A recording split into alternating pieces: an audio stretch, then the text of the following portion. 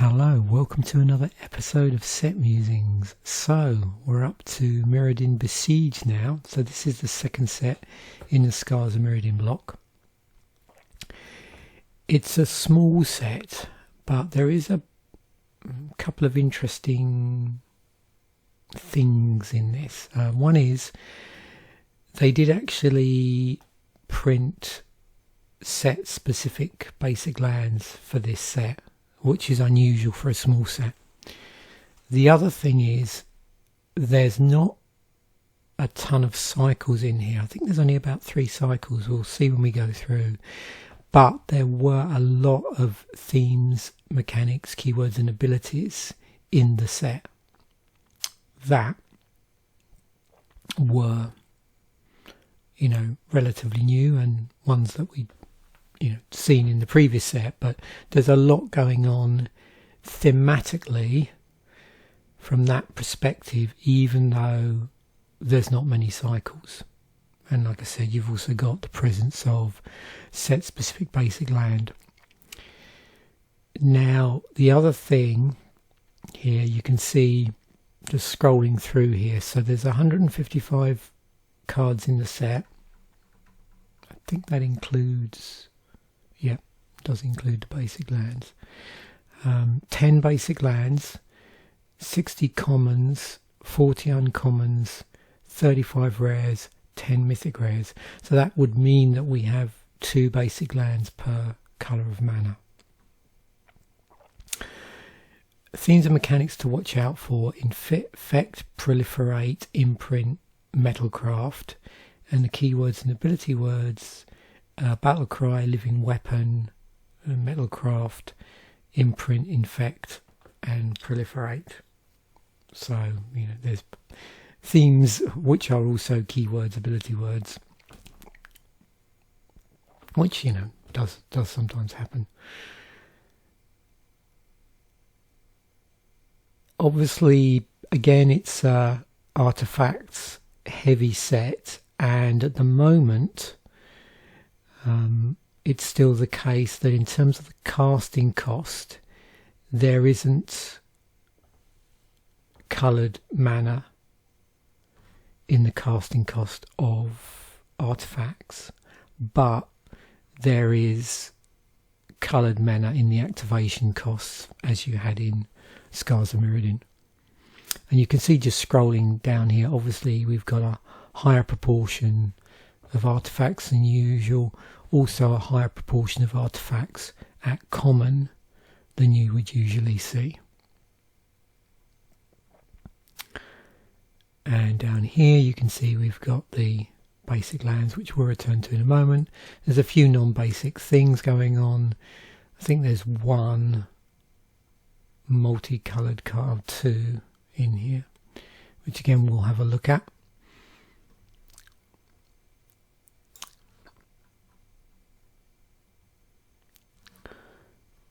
So you can see I've got all my tabs nicely queued up here. So only 3 reprints in the set. Divine Offering,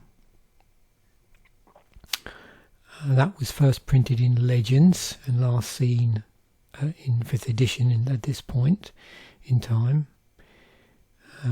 Leonin Sky Hunter, so that was an uncommon in original Mirrodin and last seen in 9th edition, and now it's a common. And Phyrexian Rager, which was first printed in Apocalypse. There's also one functional reprint, which is Ogre Resistor, which is a functional reprint of Lowland Giant and Shutterskull Giant.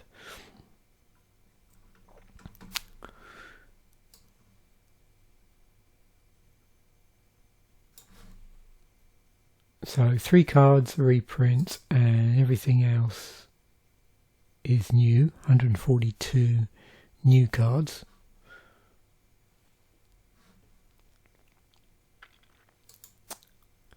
So 53 colours, 53 cards have no colour. They're colourless in their casting cost, but as I've said, not necessarily in the activation cost. Within this you'll see there's absolutely no hangover from, you know, the colourless creatures like Eldrazi. Nothing like that. But obviously, when you do a search on colourless cards, you're also going to get back the lands and the basic, both the basic lands and the non-basics within there.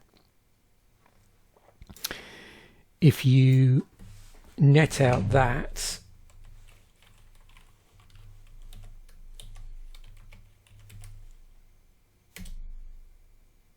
and there's 46.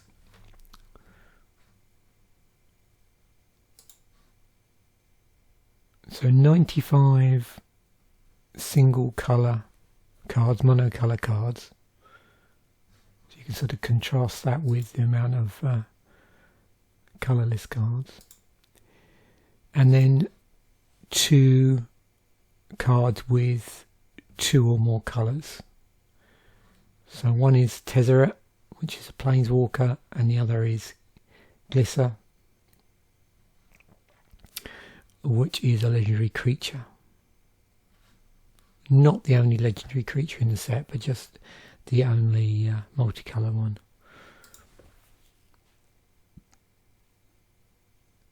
So we've got 12 white creatures. One of the reasons I do this, go through the different colours of mana, but just for creatures, is to just see what sort of tribal aspect might be coming through in the set.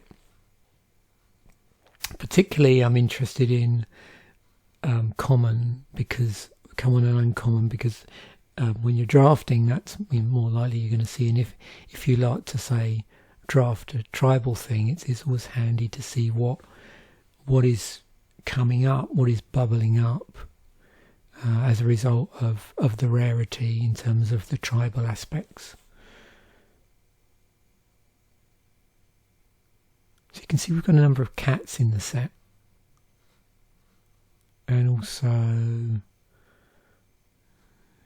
what have we got? Knights as our subtype here, and some soldiers. Other things we're seeing here is humans, hounds, cleric. It's interesting. This is just purely a cleric. There's no other tribal type there, or creature type. Bird, angel, elephant. So moving over to blue, what do you see here? So nice to see a shapeshifter. We've got a few humans, bit of a mixed bag really when you look at it. You can see we've got 3, is that with the subtype of wizard? And beyond that, it's quite a bit of variety here. We've got a couple of humans, and then homunculus, shapeshifter, drone, rogue, Videlcan, Sphinx and Serpent, Drake. In black, and I've included here the black-green Glisser. What do we have? We have zombies. And again, it doesn't seem to really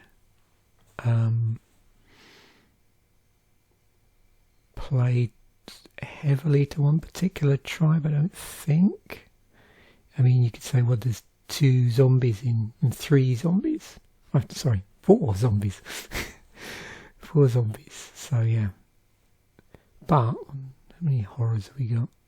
2 horrors, hound, a worm, a rat, vampire, shaman, gremlin, and a zombie knight. So it looks like we got some knights across more than one colour. Moving to red, we have goblins represented in 2 cards. Number of humans here. Also a number of berserkers as a subtype.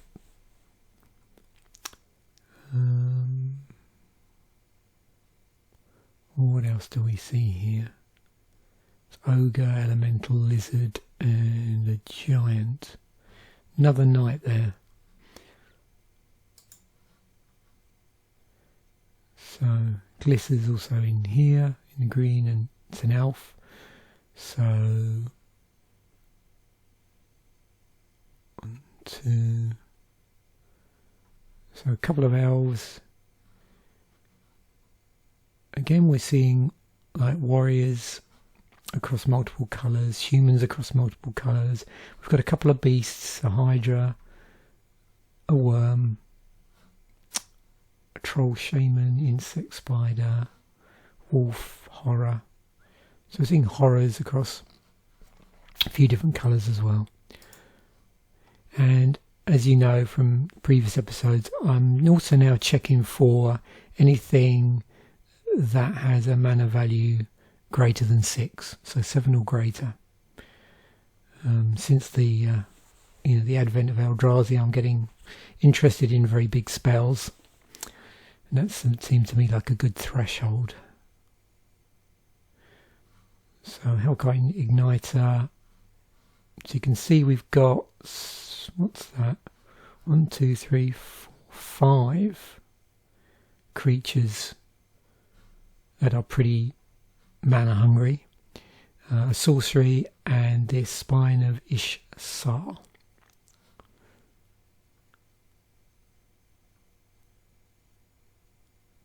A couple of golems, including Blightsteel Colossus. Indestructible. Okay. So I mentioned that artifacts are a thing, so 46 artifacts. So that's no surprise that when you look at the you can see, yeah, it's all, if you net out the land from the 0 colour card, it's all the artifacts. Poison was another theme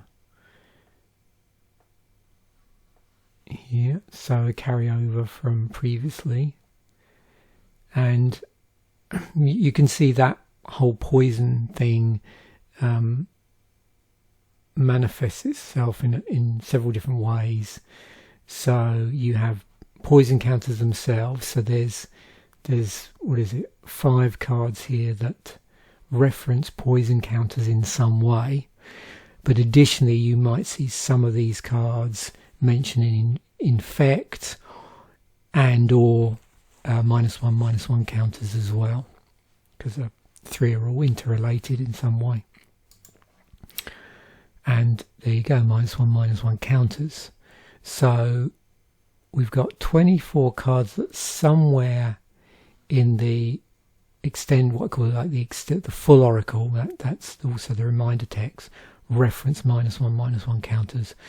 And obviously if something has infect on it and it has reminder text, then it is going to be mentioning -1/-1s. But you can see not all of these cards have -1/-1 as a result specifically of infect. There's some cards here that manipulate or leverage -1/-1 counters in some way, thematically, without relying on infect to do that. And we're seeing that predominantly. Is there any red here? So nothing in red, so four other colours, and then some colourless stuff in this land that is involved with -1/-1 counters. And then the ones that specifically mention infect, so we've got 24 cards which have -1/-1 counters, of which some of those might be there because of the infect theme mechanic ability. And then 21 cards which do specifically mention infect.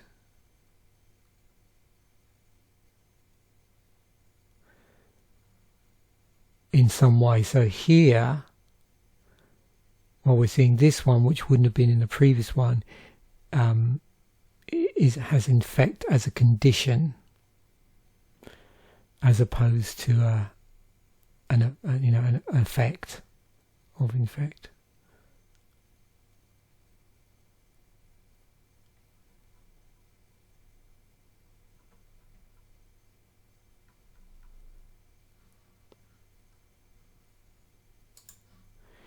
Proliferate. So with proliferate, so you may choose any number of permanents and or players with counters on them, then give each another counter of a kind already there.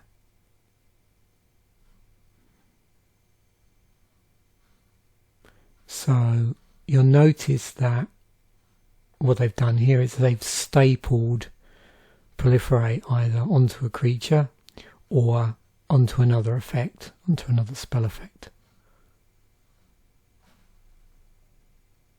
4 of those in blue, black, green, and also colourless, and all at the rares, the rarities of uncommon and common.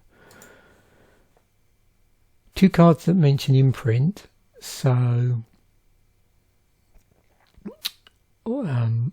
you can see what it imprints is different here on these cards. So with this one, with Knowledge Pool, when Knowledge Pool enters the battlefield, each player exiles the top 3 cards of his or her library. Whenever a player casts a spell from his or her hand, that player exiles it. If the player does, he or she may cast another non-land card exiled with Knowledge Pool without paying that card's mana cost. This one, you exile a target artifact card from the graveyard, and Mirrodin has all the activated abilities of all cards exiled with it. So what's happening here is the imprinting is caused by this exiling. So you'll notice there's always this exiling of cards, and then as a result of that, whatever that card or cards is or are, then the imprinting is conditional, in terms of the effect, is obviously a condition of the card that you've used as part of that imprint. Metalcraft. So with Metalcraft, as long as you control 3 or more of a certain thing, you get Metalcraft. And in this case, the thing is artifacts in this set. And it's interesting because we've seen other sets where you have that, if X is true, then you can do this. So it might be, I don't know, types of cards in your graveyard or things on the battlefield. So for this set, as you've seen before, with Metalcraft, it's specifically artifacts that it's caring about. And it's 3 or more artifacts. And you can compare that with the sort of original ability from the original Mirrodin, which was affinity for artifacts, much more broken. That's the original, was much more broken. Hence the banning of the affinity lands. I think, just the whole way it was implemented as well.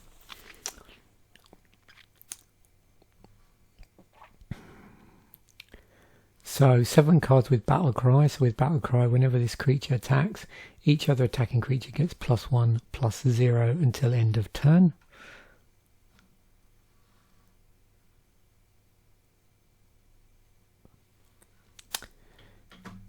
And we've got that in white, red, and on a artifact. Living Weapon. So this was interesting. In slightly different from equipment up to this point. So normally, prior to this with equipment, what would happen is when the equipment would come into play, and you couldn't really do anything with it until you attached it to something, until you equipped it. With this, it actually comes with a 0/0 germ creature token. So that means it's equipped to that token. Now, of course, if you then equip it to something else by paying its equip cost, then of course the germ token goes away because it dies instantly, being a 0/0. Unless you've pumped the token, or the token is pumped in some way, of course, in which case it would stay on the battlefield.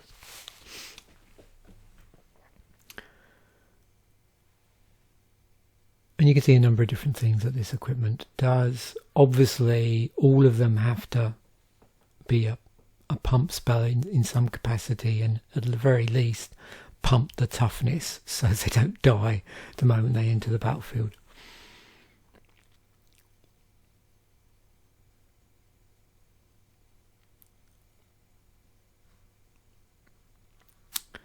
Now, when we're talking about these different mechanics, I think it's sort of helpful to think about the factions. So you've got the Mirrodin faction and you've got the Phyrexian faction. And if you remember from the previous set, this is indicated by these watermarks. As you can see here, these are all Phyrexian mechanics. So there were 2 new keyworded mechanics in the set, one for each faction. This was the Phyrexian one, and the Mirrodin one was Battlecry, and you can see on there it's only on cards with the Mirrodin watermark. But as you've seen, 4 mechanics returned from the previous set: Metalcraft, Imprint, Proliferate and Infect. And again, if you go sort of back through these ones we just looked at, you can see which ones gravitate round which factions by their watermark symbol.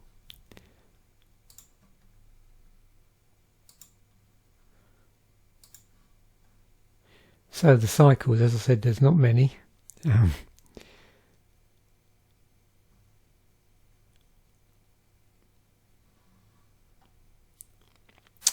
So we have Zenith, or Zenith, White Sun, Zenith, Blue Sun, Black Sun, Red Sun. They're a cycle of rare spells with X in their costs, named for the coloured Sons of Mirrodin. They shuffle themselves back into the library after being used, and they strongly resemble the beacons from Fifth Dawn. The cycle spans both factions, and the art of each card features a corresponding artifact land from Mirrodin.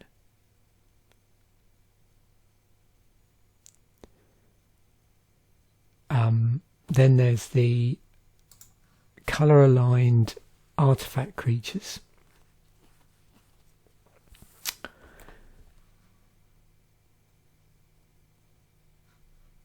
And you can see on here we've got a cycle of common artifact creatures with an activated ability, including a coloured cost. The activation cost varies, unlike the previous cycle, which I think was the same across all the cards.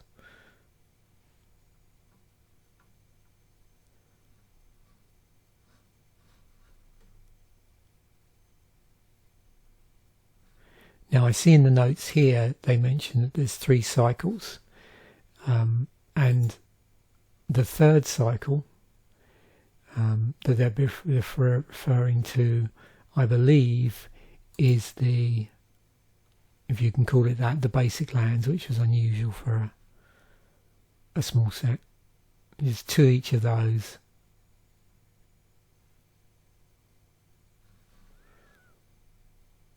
But I'm not sure whether that's, like I said, I'm reading this out of MTG Wiki. They mention 3 cycles at the top, or the top of the section. Then they show 2 Zeniths and colour-aligned artifacts, and then there's a little note at the bottom about containing basic lands. So I assume that's why they're saying 3 and not 2. There's also four. There's 4 mirrored pairs. So we've got the heroes, Hero of Bladehold, Hero of Oxide Ridge, and you can see here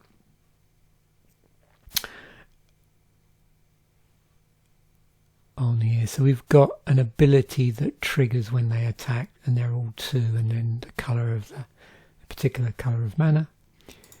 We've got a mirror pair of Crusaders, so they're rare knights. They'll cost 1 colourless and then 2 of the specific colour.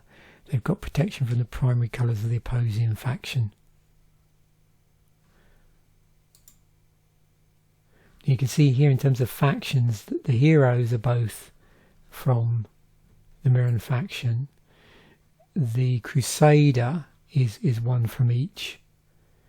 With the couriers, they're 1 and 2 of the appropriate colour, and they're 2/3s with an opposing landwalk ability. And again, you can see different factions. And then we've got the Strider, the Peace and the Pierce.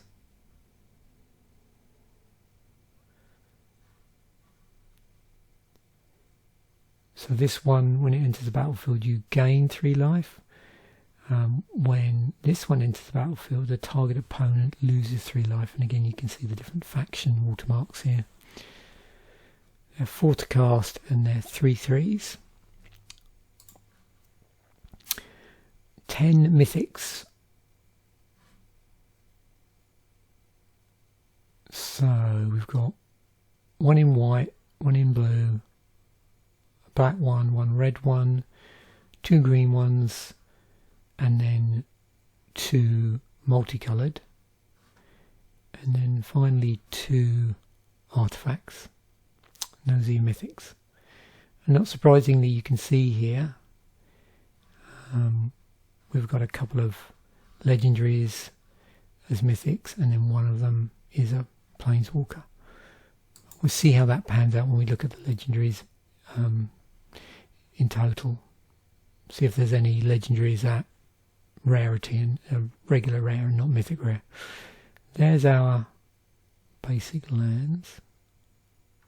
You can see very, very spiky.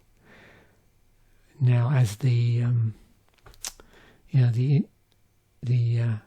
as Mirrodin is besieged, so you've got the beginning of the conflict in full swing.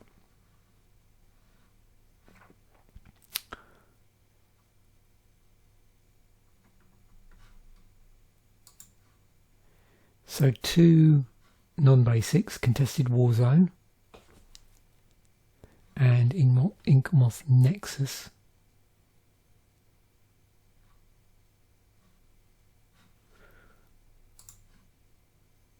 So yeah, there are only 3 legendaries, 2 of legendary creatures, 1 is a planeswalker,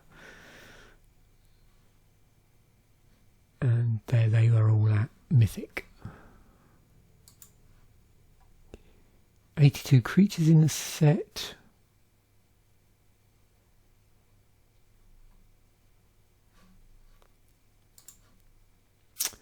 No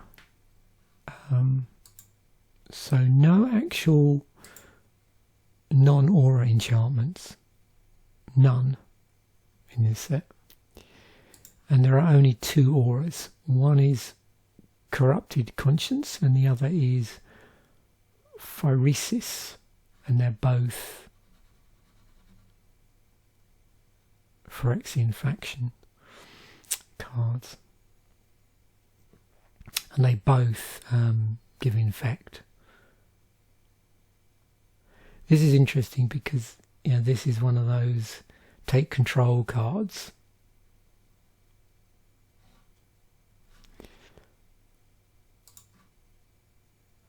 $25 artifact creatures in the set.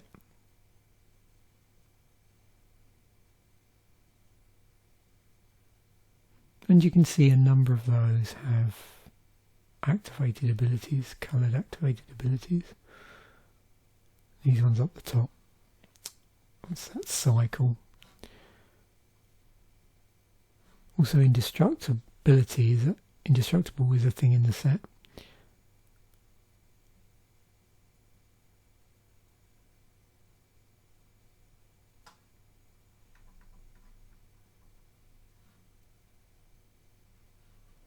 And some Thopter stuff going on as well.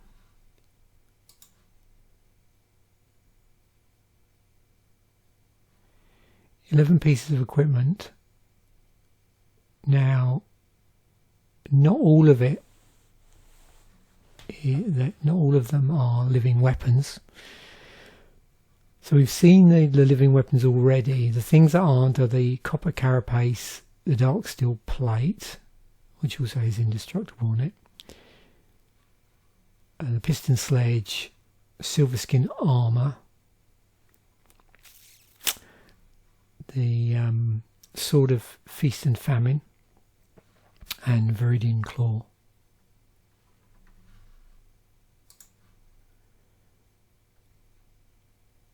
In terms of things that are just artifacts, we've got 10 of those. A number of interesting things. We've got stuff here to do with poison counters.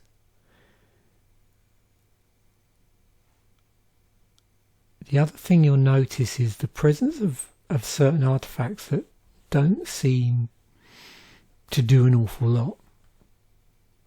And obviously they're going to help with metalcraft. I mean, okay, this one, it does draw a card when it enters the battlefield or is put into the graveyard.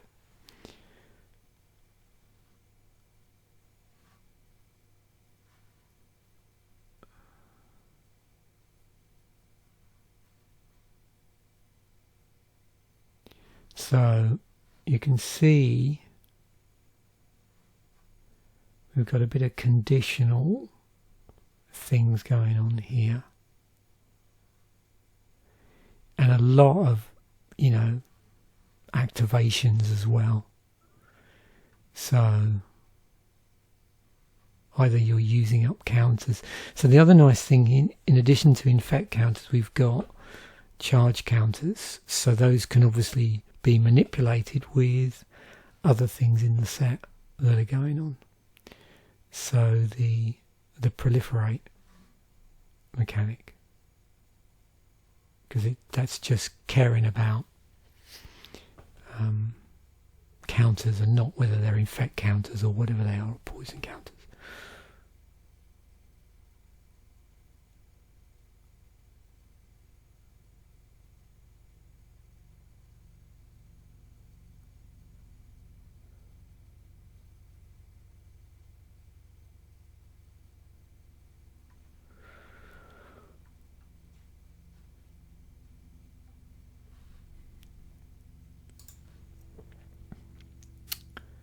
Instance across the different factions.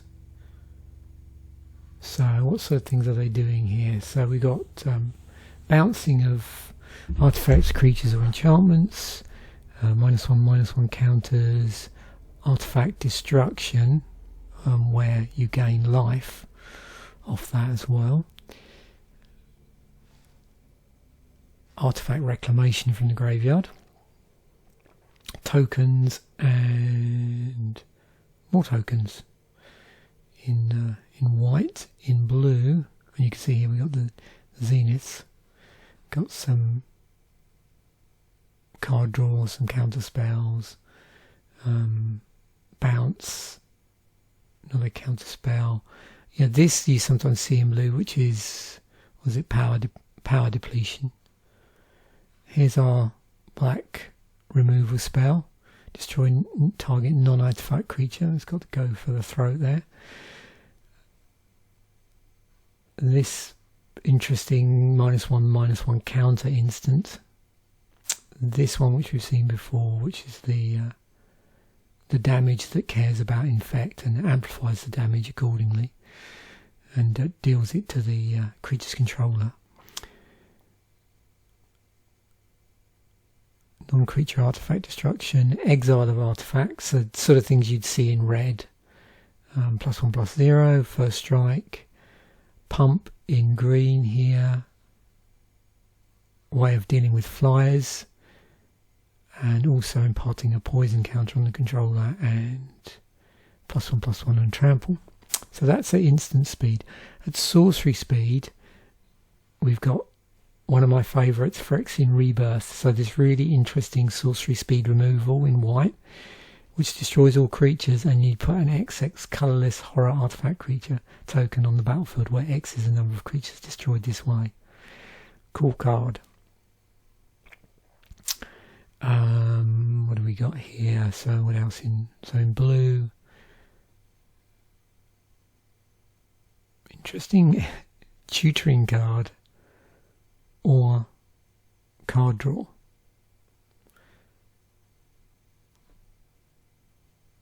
So yeah, there's some interesting library manipulation going on here. There's our card draw. More -1/-1 stuff. Discard.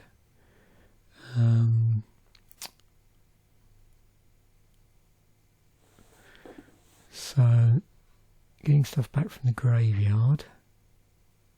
More getting stuff back from the graveyard. Conditional. Sorcery speed destruction with proliferate stapled onto it. There's our 4 damage spell. There's the Zenith in red. And stealing artifacts, another red thing where it steals stuff just till the end of turn. 3 damage to creature or 3 damage to player. So that's our 3 damage spell. A mass artifact removal. Green tutoring in the form of Green Sun Zenith. Top of library tutoring in green, and then oh wow, so we've got mass graveyard return to your hand, but that was one of those large spells, so I don't know how easy that would have been to actually utilize. So back to the set in totality. Very slicing and dicing. Hopefully you got a really good feel for this set. I'm sure as I siphon out cards when we get to the Commander Durdle episode, we'll probably talk about some other things that maybe I missed. It's great artwork in here, so I'm looking forward to the Friday episode actually. Be able to get up close and personal with some of this artwork. This is cool.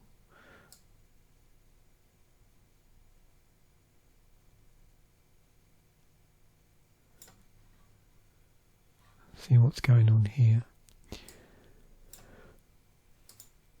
And then price wise, wow, $77 for a Blightsteel Colossus from this set. It's only been reprinted a couple other times. Well, both in double masters, it's alternate artwork on one of them. Sword of Feast and Famine, $68. That's been sort of reprinted all over the place as various special prints and in double masters. It's also in the modern event deck as well from 2014. Consecrated Sphinx, 48. So we've got a lot of cards here. Oh, Inkmoth's Nexus.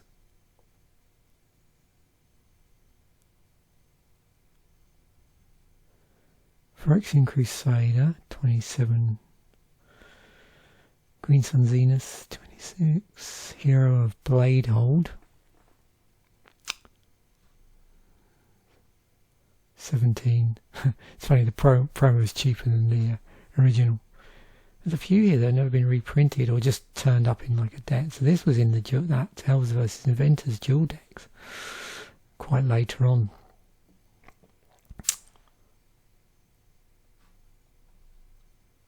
Darksteel Plate, Tezzeret. Oh, almost getting to just below. Yeah, so we're now below the threshold. So Tezzeret just scrapes in above $10, and then we get down to Black Sun Zenith and so on. Oh, Maskell Worm.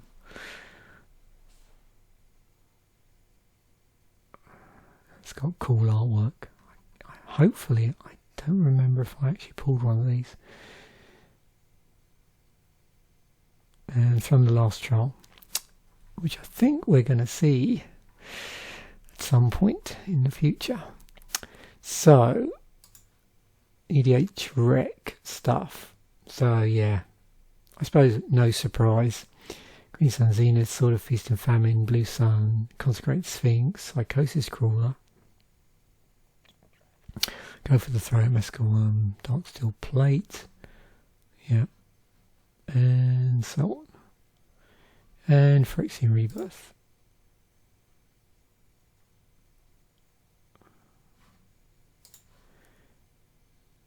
It's been in a couple of the Commander products by the look of things. Oh yeah. Popular card in white. Oh, 3 of them. Wow. Yeah. So, I think I introduced this in a previous episode. In addition to intro packs, so if we look at this, let me just quickly flip back to the set as a whole. So I just want to show you the colour breakdown because that's always good to see. So 4 decks, blue black, green white, blue red, and red white. So looks like 2 were allied and 2 were enemy. You also see event decks, which we'll have a little talk about as well. But let's do the intro packs first, or yeah. So at this point, they hadn't upped the boosters. It's still 1 booster, but it is 60 cards, which is good, as I mentioned in the previous episodes. Battle Cries was red white, featuring Battle Cry and Metalcraft. It's Mirrodin aligned. And we've got Doom Inevitable was blue black, Proliferate and Living Weapon, Phyrexian aligned. Oh, sorry, I'm forgetting to mention here. So the white red one, we've got Victory's Herald, White Sun Zenith, the blue black, which was Psychosis Crawler and Bone Horde. Mirromancy's blue red, focused on direct damage burn. It's Mirrodin aligned. And in that one we've got Galvanoth as our foil rare, and then Red Sun Zenith. And then Path of Blights is green white infect, and it's Phyrexian aligned.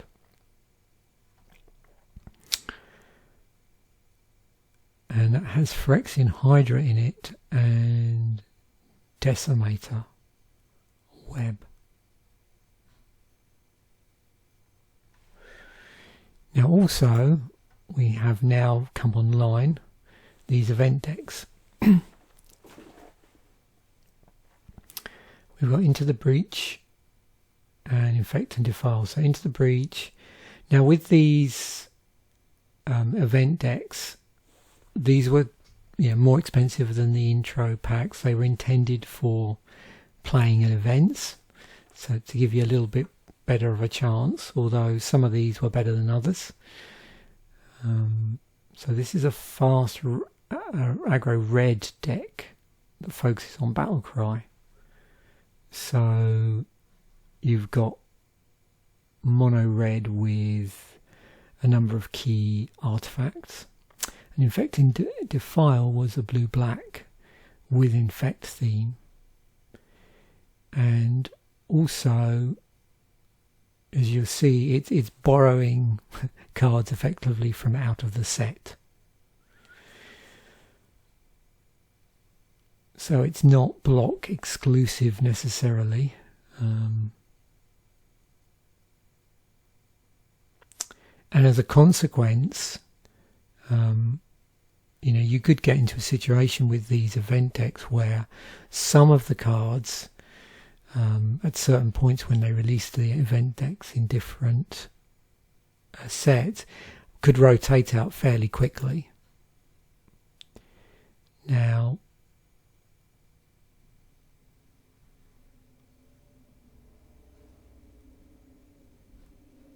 I'm just looking down here, just so you can see. So this was the introduction. This was the set where they actually introduced these event decks.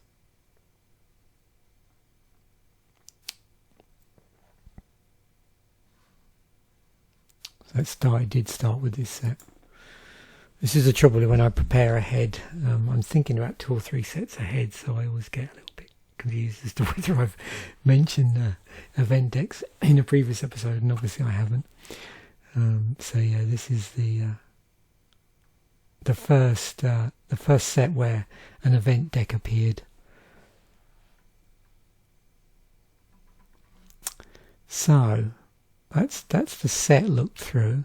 In terms of what's coming out on Tuesday, we've got an episode of Commander Durdle, and in this episode the chosen commander is going to be Thrum, the Last Troll. That's who made the cut. Well, that's what was in one of these 180 card pools that I create using MTGen.